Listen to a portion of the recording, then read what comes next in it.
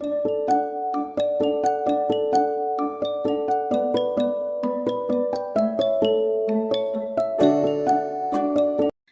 தி Lord.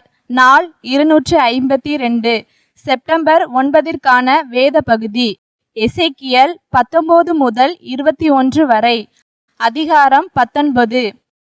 நீ இஸ்ரவேல் பிரபுக்களின் பேரில் ஒரு புலம்பல் பாடி சொல்ல வேண்டியது என்னவென்றால், உன் தாய் எப்படிப்பட்டவள்? அவள் ஒரு பெண் சிங்கம். அவள் சிங்கங்களுக்குள்ளே படுத்திருந்து பால சிங்கங்களின் நடுவிலே தன் குட்டிகளை வளர்த்தாள். தன் குட்டிகளில் ஒன்று வளர்ந்து பால சிங்கமாகி இரை தேட பழகி மனுஷரை பட்சித்தது. புறஜாதிகளும் அதன் செய்தியை கேட்டார்கள். அது அவர்களுடைய படுகுழியில் அகப்பட்டது. அதை சங்கிலிகளினால் கட்டி எகிப்து தேசத்திற்கு கொண்டு போனார்கள். தாய் சிங்கம் காத்திருந்து தன் நம்பிக்கை அபத்தமாய் போயிற்றென்று கண்டு அது தன் குட்டிகளில் வேறொன்றை எடுத்து அதை பால சிங்கமாக வைத்தது. அது சிங்கங்களுக்குள்ளே சஞ்சரித்து பால சிங்கமாகி இரை தேட பழகி மனுஷரை பட்சித்தது. அவர்களுடைய பாலான அரண்மனைகளில் திரிந்து அவர்களுடைய பட்டணங்களை பாழாக்கிற்று. அதனுடைய கெர்ச்சிப்பின் சத்தத்துக்கு தேசமும் அதிலுள்ள யாவும் திகைத்தது. அப்பொழுது சுற்றுப்புறத்து ஜாதிகள் அதற்கு விரோதமாக எழும்பி வந்து தங்கள் வலையை அதன் மேல் வீசினார்கள். அது அவர்களுடைய படுகுழியிலே அகப்பட்டது. அவர்கள் அதை சங்கிலிகளினால் கட்டி ஒரு கூட்டுக்குட்படுத்தி அதை பாபிலோன் ராஜாவினிடத்துக்கு கொண்டு போனார்கள். இனி அதன் சத்தம் இஸ்ரவேலின் பர்வதங்களின் மேல் கேட்கப்படாதபடிக்கு அதை அரணான இடங்களில் கொண்டு போய் அடைத்தார்கள். நீ அமெரிக்கையோடு இருக்கையில் உன் தாய் தண்ணீர் ஓரமாய் நாட்டப்பட்டதும் மிகுதியான நீர்ப்பாய்ச்சலால் கனிதருகிறதும் தலைத்திருக்கிறதுமான திராட்சை செடியாய் இருந்தால், ஆளுகிறவர்களின் செங்கோலுக்கேற்ற பலத்த கொப்புக்கள் அதற்கு இருந்தது. அதன் வளர்த்தி அடர்த்தியான கிளைகளுக்குள்ளே உயர ஓங்கி தன் உயர்த்தியினாலே தன் திரளான கொடிகளோடும் கூட தோன்றிற்று. ஆனாலும் அது உக்கிரமாய் பிடுங்கப்பட்டு தரையிலே தள்ளுண்டது. கீழ்காற்றினால் அதன் கனி காய்ந்து போயிற்று. அதன் பலத்த கொப்புக்கள் முறிந்து பட்டு போயின. அக்கினி அவைகளை பட்சித்தது. இப்பொழுது அது வறண்டதும் தண்ணீர் இல்லாததுமான வனாந்தர பூமியிலே நடப்பட்டிருக்கிறது. அதன் கொடிகளில் உள்ள ஒரு கொப்பிலிருந்து அக்கினி புறப்பட்டு அதன் கனியை பட்சித்தது. ஆளுகிற செங்கோலுக்கேற்ற பலத்த கொப்பு இனி அதில் இல்லை என்று சொல். இதுவே புலம்பல், இதுவே புலம்பலாயிருக்கும் என்றார். அதிகாரம் 20. 7ஆம் வருஷத்து 5ஆம் மாதம் 10ஆம் தேதியிலே இஸ்ரவேலின் மூப்பரில் சிலர் கர்த்தரிடத்தில் விசாரிக்கும்படி வந்து எனக்கு முன்பாக உட்கார்ந்தார்கள். அப்பொழுது கர்த்தருடைய வார்த்தை எனக்கு உண்டாகி, அவர், மனுபுத்திரனே, நீ இஸ்ரவேல் மூப்பரோட பேசி அவர்களை நோக்கி, கர்த்தராகிய ஆண்டவர் உரைக்கிறது என்னவென்றால், நீங்கள் என்னிடத்தில் விசாரிக்க வந்தீர்களோ? நீங்கள் என்னிடத்தில் விசாரிக்க இடங்கொடேன் என்று என் ஜீவனை கொண்டு சொல்லுகிறேன் என்று கர்த்தராகிய ஆண்டவர் உரைக்கிறார் என்று சொல். மனுபுத்திரனே, நீ அவர்களுக்காக வழக்காடுவாயோ? வழக்காட மனதானால் நீ அவர்கள் பிதாக்களின் அருவருப்புகளை அவர்களுக்கு தெரிய காட்டி அவர்களை நோக்கி, கர்த்தராகிய ஆண்டவர் உரைக்கிறது என்னவென்றால், நான் இஸ்ரவேலை தெரிந்து கொண்ட நாளிலே யாக்கோபு வம்சத்து ஜனங்களுக்கு நான் ஆணையிட்டு எகிப்து தேசத்தில் என்னை அவர்களுக்கு தெரியப்படுத்தி, நான் உங்கள் தேவனாகிய கர்த்தர் என்று ஆணையிட்டேன். நான் அவர்களை எகிப்து தேசத்திலிருந்து அழைப்பேன் என்றும், அவர்களுக்காக நான் பார்த்து வைத்ததும் பாலும் தேனும் ஓடுகிறதும் எல்லா தேசங்களின் சிங்காரமுமான தேசத்திலே அவர்களை கொண்டு வந்து விடுவேன் என்றும் அந்நாளிலே ஆணையிட்டு, உங்களில் அவரவர் தங்கள் கண்களால் நோக்கின அருவருப்புகளை தள்ளிவிட்டு எகிப்தின் நரகலான விக்கிரகங்களால் உங்களை தீட்டுப்படுத்தாதிருப்பீர்களாக. உங்கள் தேவனாகிய கர்த்தர் நான் என்று அவர்களோடே சொன்னேன். அவர்களோ என் சொல்லை கேட்க மனதில்லாமல் எனக்கு விரோதமாய் ரெண்டகம் பண்ணினார்கள். அவரவர் தங்கள் கண்களால் நோக்கின அருவருப்புகளை தள்ளி போடாமலும் எகிப்தின் நரகலான விக்கிரகங்களை விடாமலும் இருந்தார்கள். ஆதலால் எகிப்து தேசத்தின் நடுவிலே என் கோபத்தை அவர்களிலே தீர்த்து கொள்ளும்படிக்கு என் உக்கிரத்தை அவர்கள் மேல் ஊற்றுவேன் என்றேன். ஆகிலும் நான் என்னை இவர்களுக்கு வெளிப்படுத்தி இவர்களுக்கு முன்பாக என் நாமம் பரிசுத்த குலைச்சல் ஆகாதபடிக்கு இவர்களை எகிப்து தேசத்திலிருந்து புறப்பட பண்ணி என் நாமத்தின் நிமித்தம் கிருபை செய்தேன். ஆகையால் நான் அவர்களை எகிப்து தேசத்திலிருந்து புறப்பட பண்ணி அவர்களை வனாந்தரத்தில் அழைத்து வந்து என் கட்டளைகளை அவர்களுக்கு கொடுத்து என் நியாயங்களை அவர்களுக்கு தெரியப்படுத்தினேன். அவைகளின்படி செய்கிற மனுஷன் அவைகளால் பிழைப்பான். நான் தங்களை பரிசுத்தம் பண்ணுகிற கர்த்தர் என்று அவர்கள் அறியும்படிக்கு எனக்கும் அவர்களுக்கும் அடையாளமாய் இருப்பதற்கான என் ஓய்வு நாட்களையும் அவர்களுக்கு கட்டளையிட்டேன். ஆனாலும் இஸ்ரவேல் வம்சத்தார் வனாந்தரத்தில் எனக்கு விரோதமாய் ரெண்டகம் பண்ணினார்கள். என் கட்டளைகளின்படியே மனுஷன் செய்தால் அவைகளால் பிழைப்பான். அவர்களோ அவைகளில் நடவாமல் என் நியாயங்களை வெறுத்து என் ஓய்வு நாட்களின் பரிசுத்தத்தை மிகவும் குலைத்து போட்டார்கள்.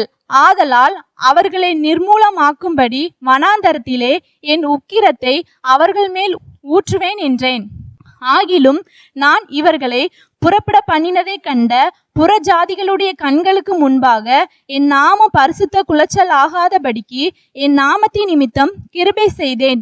ஆனாலும் அவர்களுடைய இருதயம் அவர்களுடைய நரகலான விக்கிரகங்களை பின்பற்றி அவர்கள் என் நியாயங்களை வெறுத்து என் கட்டளைகளில் நடவாமற் போய் என் ஓய்வு நாட்களை பரிசுத்த குலைச்சல் ஆக்கினபடியால் நான் வாக்குத்தத்தம் பண்ணினதும் பாலும் தேனும் ஓடுகிறதும் எல்லா தேசங்களின் சிங்காரமாய் இருக்கிறதுமான தேசத்திலே அவர்களை கொண்டு வந்து விடுவதில்லை என்று வனாந்தரத்தில் ஆணையிட்டேன்.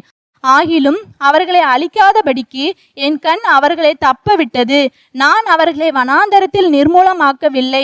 வனாந்தரத்தில் அவர்களுடைய பிள்ளைகளை நோக்கி, நீங்கள் உங்கள் பிதாக்களின் முறைமைகளில் நடவாமலும் அவர்களுடைய நியாயங்களை கை கொள்ளாமலும் அவர்களுடைய நரகலான விக்கிரகங்களால் உங்களை தீட்டுப்படுத்தாமலும் இருங்கள். உங்கள் தேவனாகிய கர்த்தர் நானே. நீங்கள் என் கட்டளைகளில் நடந்து என் நியாயங்களை கை கொண்டு அவைகளின்படியே செய்து என் ஓய்வு நாட்களை பரிசுத்தமாக்குங்கள். நான் உங்கள் தேவனாகிய கர்த்தர் என்று நீங்கள் அறியும்படிக்கு அவைகள் எனக்கும் உங்களுக்கும் அடையாளமாய் இருக்கும் என்றேன். ஆனாலும் பிள்ளைகளும் எனக்கு விரோதமாய் எழும்பினார்கள். என் கட்டளைகளின்படியே மனுஷன் செய்தால் அவைகளால் பிழைப்பானே. அவர்களோ அவைகளில் நடவாமலும் என் நியாயங்களை கை கொண்டு அவைகளின்படி செய்யாமலும் என் ஓய்வு நாட்களை பரிசுத்த குலைச்சலாக்கி போட்டார்கள். ஆகையால் வனாந்தரத்திலே என் கோபத்தை அவர்களில் தீர்த்து கொள்ளும்படி என் உக்கிரத்தை அவர்கள் மேல் ஊற்றுவேன் என்றேன். ஆகிலும் நான் என் கையை திருப்பி நான் இவர்களை புறப்பட பண்ணினதை கண்ட புறஜாதிகளுடைய கண்களுக்கு முன்பாக என் நாமம் பரிசுத்த குலைச்சல் ஆகாதபடிக்கு என் நாமத்தின் நிமித்தம் கிருபை செய்தேன். ஆனாலும் அவர்கள் என் நியாயங்களின்படி செய்யாமல் என் கட்டளைகளை வெறுத்து என் ஓய்வு நாட்களை பரிசுத்த குலைச்சல் ஆக்கினபடியாலும் அவர்களுடைய கண்கள் அவர்கள் பிதாக்களின் நரகலான விக்கிரகங்களின் மேல் நோக்கமாய் இருந்தபடியாலும் நான் அவர்களை புறஜாதிகளுக்குள்ளே சிதறடித்து அவர்களை தேசங்களிலே தூற்றி போடுகிறதற்கு வனாந்தரத்திலே ஆணையிட்டேன். ஆகையால் நன்மைக்கேது வல்லாத கட்டளைகளையும் ஜீவனுக்கேது வல்லாத நியாயங்களையும் நான் அவர்களுக்கு கொடுத்தேன். நான் கர்த்தர் என்று அவர்கள் அறியத்தக்கதாக நான் அவர்களை பாழாக்கும்படி அவர்கள் கற்பத்திலிருந்து பிறக்கிறதை எல்லாம் தீக்கடக்க பண்ணி இவ்விதமாய் அவர்களுடைய பலிகளினாலே அவர்களை தீட்டுப்பட பண்ணினேன். ஆகையால் மனுபுத்திரனே, நீ இஸ்ரவேல் வம்சத்தாரோடு பேசி அவர்களை நோக்கி, கர்த்தராகிய ஆண்டவர் உரைக்கிறது என்னவென்றால், உங்கள் பிதாக்கள் இன்னும் எனக்கு விரோதமாய் துரோகம் பண்ணி என்னை தூஷித்தார்கள். அவர்களுக்கு கொடுப்பேன் என்று ஆணையிட்ட தேசத்திலே நான் அவர்களை பிரவேசிக்க பண்ணின பின்பு அவர்கள் உயர்ந்த ஒரு மேட்டையும் தலைத்த ஒரு விருட்சத்தையும் எங்கெங்கே கண்டார்களோ அங்கெங்கே தங்கள் பலிகளை செலுத்தி அவ்விடங்களில் எல்லாம் எனக்கு எரிச்சல் உண்டாக்குகிற தங்கள் காணிக்கைகளை படைத்து சுகந்த வாசனையான தங்கள் தூபங்களை காட்டி தங்கள் பான பலிகளை வார்த்தார்கள். அப்பொழுது நான் அவர்களை நோக்கி, நீங்கள் போகிற அந்த மேடு என்னவென்று கேட்டேன். அதனால் இந்நாள் வரைக்கும் அதற்கு பாமா என்று பேர். ஆகையால் நீ இஸ்ரவேல் வம்சத்தாரை நோக்கி, கர்த்தராகிய ஆண்டவர் உரைக்கிறது என்னவென்றால், உங்கள் பிதாக்களுடைய மார்க்கத்தின்படியே நீங்களும் தீட்டுப்பட்டவர்கள் அல்லவோ? அவர்களுடைய அருவருப்புகளை நீங்களும் பின்பற்றி சோரம் போகிறீர்கள் அல்லவோ? நீங்கள் உங்கள் பிள்ளைகளை தீக்கடக்க பண்ணி உங்கள் பலிகளை செலுத்துகிற போது இந்நாள் வரைக்கும் அவர்களுடைய எல்லா நரகலான விக்கிரகங்களாலும் நீங்கள் தீட்டுப்படுகிறீர்களே. நீங்கள் என்னிடத்தில் விசாரிக்க இடம் கொடுப்பேனோ? இஸ்ரவேல் வம்சத்தாரே, நீங்கள் என்னிடத்தில் விசாரிக்கும்படி இடம் கொடுப்பதில்லை என்று என் ஜீவனை கொண்டு சொல்லுகிறேன் என்று கர்த்தராகிய ஆண்டவர் உரைக்கிறார். மரத்துக்கும் கல்லுக்கும் ஆராதனை செய்து அஞ்ஞானிகளைப் போலவும் தேசத்து ஜனங்களின் ஜாதிகளைப் போலவும் இருப்போம் என்று சொல்லுகிறீர்களே. உங்கள் மனதில் எழும்புகிற இந்த நினைவின்படி ஆவதே இல்லை. பலத்த கையினாலும் ஓங்கிய புயத்தினாலும் ஊற்றப்பட்ட உக்கிரத்தினாலும் உங்களை ஆளுவேன் என்பதே என் ஜீவனை கொண்டு சொல்கிறேன் என்று கர்த்தராகிய ஆண்டவர் உரைக்கிறார். நீங்கள் ஜனங்களுக்குள் இராதபடிக்கு நான் உங்களை புறப்பட பண்ணி, நீங்கள் சிதறியிருக்கிற தேசங்களில் இராதபடிக்கு நான் உங்களை பலத்த கையினாலும் ஓங்கிய புயத்தினாலும் ஊற்றப்பட்ட உக்கிரத்தினாலும் கூடிவர செய்து உங்களை ஜனசதலங்களின் வனாந்தரத்திலே கொண்டு போய் அங்கே உங்களோடே முகமுகமாய் வழக்காடுவேன். நான் எகிப்து தேசத்தின் வனாந்தரத்தில் உங்கள் பிதாக்களோடு வழக்காடினது போல உங்களோடும் வழக்காடுவேன் என்று கர்த்தராகிய ஆண்டவர் சொல்லுகிறார். நான் உங்களை கோலின் கீழ் செல்லும்படி செய்து உங்களை உடன்படிக்கையின் கட்டுக்குட்படுத்தி கலகக்காரரையும் துரோகிகளையும் உங்களை விட்டு பிரித்து போடுவேன். அவர்களை தாங்கள் தங்கும் தேசத்திலிருந்து புறப்பட பண்ணுவேன். ஆனாலும் அவர்கள் இஸ்ரவேல் தேசத்தில் பிரவேசிப்பதில்லை. அப்பொழுது நான் கர்த்தர் என்று அறிந்து கொள்வீர்கள். இப்போதும் இஸ்ரவேல் வம்சத்தாரே, நீங்கள் என் சொல்லை கேட்க மனதில்லாது இருந்தால் நீங்கள் போய் அவனவன் தன் தன் நரகலான விக்கிரங்களை இன்னும் சேவியுங்கள். ஆனாலும் என் பரிசுத்த நாமத்தை உங்கள் காணிக்கைகளாலும் உங்கள் நரகலான விக்கிரகங்களாலும் இனி பரிசுத்த குலைச்சல் ஆக்காதீர்கள் என்று கர்த்தராகிய ஆண்டவர் சொல்லுகிறார். இஸ்ரவேலின் உயரமான மலையாகிய என் பரிசுத்த மலையிலே இஸ்ரவேலுடைய எல்லா வம்சத்தாராகிய தேசத்தில் உள்ள அனைவரும் என்னை சேவிப்பார்கள் என்று கர்த்தராகிய ஆண்டவர் சொல்லுகிறார். அங்கே அவர்கள் மேல் பிரியம் வைப்பேன். அங்கே நீங்கள் பரிசுத்தம் பண்ணுகிற எல்லாவற்றிலும் உங்கள் காணிக்கைகளையும் உங்கள் முதற்பலன்களையும் செலுத்தும்படி கேட்பேன். நான் உங்களை ஜனங்களிலிருந்து புறப்பட பண்ணி நீங்கள் சிதறுண்டிருக்கிற தேசங்களில் இருந்து உங்களை சேர்த்து கொள்ளும் போது சுகந்த வாசனை நிமித்தம் நான் உங்கள் பேரில் பிரியமாயிருப்பேன். அப்பொழுது புறஜாதிகளின் கண்களுக்கு முன்பாக உங்களால் பரிசுத்தம் பண்ணப்படுவேன். உங்கள் பிதாக்களுக்கு கொடுப்பேன் என்று ஆணையிட்ட தேசமாகிய இஸ்ரவேல் தேசத்திலே நான் உங்களை திரும்பி வர பண்ணும்போது நான் கர்த்தர் என்று நீங்கள் அறிந்து கொண்டு அங்கே உங்களுடைய எல்லா வழிகளையும் உங்களை தீட்டுப்படுத்தின உங்களுடைய எல்லா கிரியைகளையும் நினைத்து நீங்கள் செய்திருந்த உங்களுடைய எல்லா பொல்லாப்புகளின் நிமித்தமும் உங்களை நீங்களே அருவருப்பீர்கள். இஸ்ரவேல் வம்சத்தாரே, உங்கள் பொல்லாத வழிகளுக்கு தக்கதாகவும் உங்கள் கெட்ட கிரியைகளுக்கு தக்கதாகவும் நான் உங்களுக்கு செய்யாமல் என் நாமத்தின் நிமித்தம் உங்களுக்கு கிருபை செய்யும் போது நான் கர்த்தர் என்று அறிந்து கொள்வீர்கள் என்கிறதை கர்த்தராகிய ஆண்டவர் உரைக்கிறார் என்று சொல் என்றார். கர்த்தருடைய வார்த்தை எனக்கு உண்டாகி, அவர், மனுபுத்திரனே, நீ உன் முகத்தை தென் திசைக்கு நேரே திருப்பி தெற்குக்கு விரோதமாக உன் வசனத்தை பொழிந்து தென்புறமான வயல்வெளியின் காட்டுக்கு விரோதமாக தீர்க்க தரிசனம் உரைத்து தென் திசை காட்டை நோக்கி கர்த்தருடைய வார்த்தையை கேள். கர்த்தராகிய ஆண்டவர் சொல்லுகிறது என்னவென்றால், இதோ நான் உன்னில் அக்கினியை கொளுத்துவேன். அது உன்னில் பச்சையான சகல மரங்களையும் பட்டுப்போன சகல மரங்களையும் பட்சிக்கும். ஜுவாலிக்கிற ஜுவாலை அவிக்கப்பட மாட்டாது. தெற்கு துவக்கி வடக்கு மட்டுமுள்ள தேசம் எங்கும் அதனால் வெந்து போகும். கர்த்தராகிய நான் அதை கொளுத்தினேன் என்பதே எல்லா மாம்சமும் காணும். அது அவிக்கப்படுவதில்லை என்று சொல் என்றார். அப்பொழுது நான், கர்த்தராகிய ஆண்டவரே, இவன் உவமைகளை அல்லவோ சொல்லுகிறான் என்று அவர்கள் என்னை குறித்து சொல்லுகிறார்கள் என்றேன். அதிகாரம் 21. அப்பொழுது கர்த்தருடைய வார்த்தை எனக்கு உண்டாகி, அவர், மனுபுத்திரனே, நீ உன் முகத்தை எருசலேமுக்கு நேராக திருப்பி பரிசுத்த ஸ்தலங்களுக்கு விரோதமாக உன் வசனத்தை பொழிந்து இஸ்ரவேல் தேசத்துக்கு விரோதமாக தீர்க்க தரிசனம் உரைத்து இஸ்ரவேல் தேசத்தை நோக்கி கர்த்தராகிய ஆண்டவர் உரைக்கிறது என்னவென்றால், இதோ நான் உனக்கு விரோதமாக வந்து என் பட்டயத்தை அதன் உரையிலிருந்து உருவி உன்னில் சன்மார்க்கனையும் துன்மார்க்கனையும் சங்காரம் பண்ணுவேன். நான் உன்னில் சன்மார்க்கனையும் துன்மார்க்கனையும் சங்காரம் பண்ண போகிறபடியினால் தெற்கு துவக்கி வடக்கு மட்டும் உள்ள எல்லா மாம்சத்துக்கும் விரோதமாய் என் பட்டயம் அதன் உரையிலிருந்து புறப்படும். அப்பொழுது கர்த்தராகிய நான் என் பட்டயத்தை அதன் உரையிலிருந்து உருவினேன் என்பதை எல்லா மாம்சமும் அறியும். அது இனி உரைக்குள் திரும்புவதில்லை. ஆதலால் மனுபுத்திரனே, உன் இடுப்பு நொறுங்கும்படி பெருமூச்சு விடு. அவர்கள் கண்களுக்கு முன்பாக மனங்கசந்து பெருமூச்சு விடு. நீ எதி நிமித்தம் பெருமூச்சு விடுகிறாய் என்று அவர்கள் உன்னிடத்தில் கேட்டால், நீ அவர்களை நோக்கி, துர்ச்செய்தி வருகிறது நிமித்தமே அதனால் இருதயங்கள் எல்லாம் உருகி கைகள் எல்லாம் தளர்ந்து மனமெல்லாம் தியங்கி முழங்கால்கள் எல்லாம் தண்ணீரை போல அலை உண்ணும்.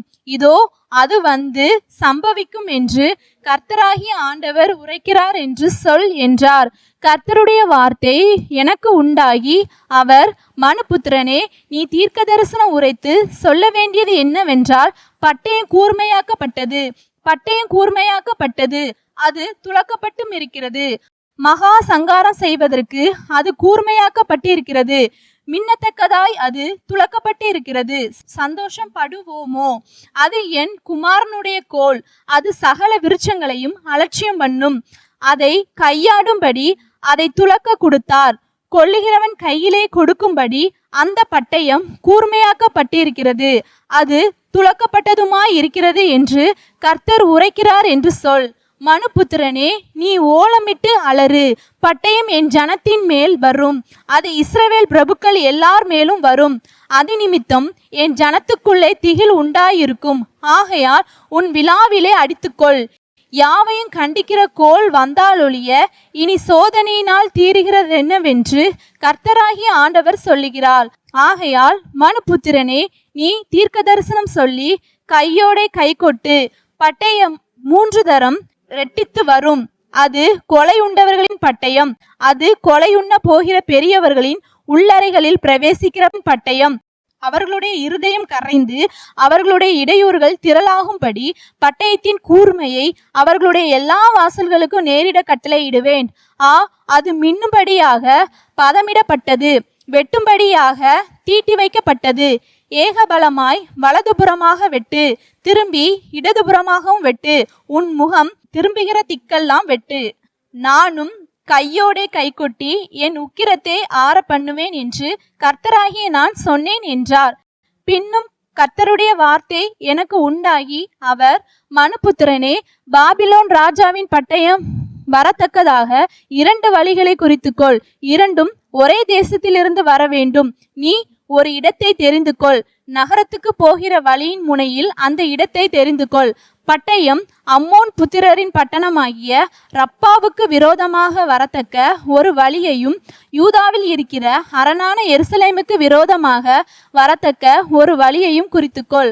பாபிலோன் ராஜா 2 வழிகளின் முனையாகிய வழிப்பிரிவிலே நிமித்தம் பார்க்கிறதற்காக நிற்பான். அம்புகளை தீட்டி விக்கிரகங்களை உசாவி ஈரலால் குறிப்பார்ப்பான். தலைவரை நியமிக்கிறதற்கும் சங்காரம் செய்யும்படி ஆர்ப்பரிக்கிறதற்கும் கம்பீரமாய் சத்தமிடுகிறதற்கும் வாசல்களை முட்டும் எந்திரங்களை வைக்கிறதற்கும் மண்மேடு போடுகிறதற்கும் கொத்தளங்களை கட்டுகிறதற்கும் எருசலேமை குறித்து நிமித்தம் பார்க்குதல் அவனுடைய வலதுபுறத்திலே உண்டாயிருக்கும். இந்த நிமித்தமானது ஆணையிட்டவர்களுக்கு முன்பாக பொய்யாக தோன்றும். ஆயினும் அவர்கள் பிடிக்கப்படும்படி அவன் அவர்கள் துரோகத்தை நினைப்பான். ஆகையால் கர்த்தராகிய ஆண்டவர் சொல்லுகிறது என்னவென்றால், உங்கள் துரோகங்கள் வெளியரங்கமாகிறதினாலும் உங்கள் செய்கைகளில் எல்லாம் உங்கள் பாவங்கள் தெரிய வருகிறதினாலும் நீங்கள் உங்கள் அக்கிரமத்தை நினைக்க பண்ணுகிறீர்களே. நீங்கள் இப்படிப்பட்டவர்கள் என்று நினைக்கப்படுகிறீர்களே. ஆதலால் கைப்பிடியாய் பிடிக்கப்படுவீர்கள்.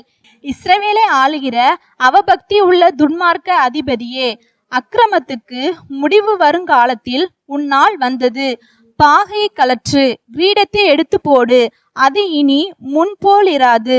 தாழ்ந்தவனை உயர்த்தி உயர்ந்தவனை தாழ்த்துவேன். அதை கவிழ்ப்பேன், கவிழ்ப்பேன், கவிழ்ப்பேன். உரிமைக்காரனானவர் வருமட்டும் அது இல்லாதிருக்கும், அவருக்கே அதை கொடுப்பேன் என்று கர்த்தராகிய ஆண்டவர் சொல்லுகிறார். பின்னும் மனுபுத்திரனே, நீ தீர்க்க தரிசனம் சொல்லு. அம்மோன் புத்திரரையும் அவர்கள் சொல்லும் நிந்தனைகளையும் குறித்து கர்த்தராகிய ஆண்டவர் உரைக்கிறது என்னவென்றால், அக்கிரமத்துக்கு முடிவு வரும் காலத்தில் வந்த தங்களுடைய நாளுக்கு ஏதுவாகி கொலையுண்டு போனவர்களுடைய பிடரிகளோடு கூட உன்னை துன்மார்க்கரின் கையினால் விலப்பண்ணும்படிக்கு உனக்கு அபத்தமானது தரிசிக்கப்படுகிற போதும் உனக்கு பொய் நிமித்தம் பார்க்கப்படுகிற போதும் பட்டயம் உருவப்பட்டது, பட்டயமே உருவப்பட்டது. வெட்டவும் சங்கரிக்கவும் அது மின்னத்தக்கதாய் துளக்கப்பட்டிருக்கிறது. உன் பட்டயத்தை நீ திரும்ப அதன் உரையிலே போடு.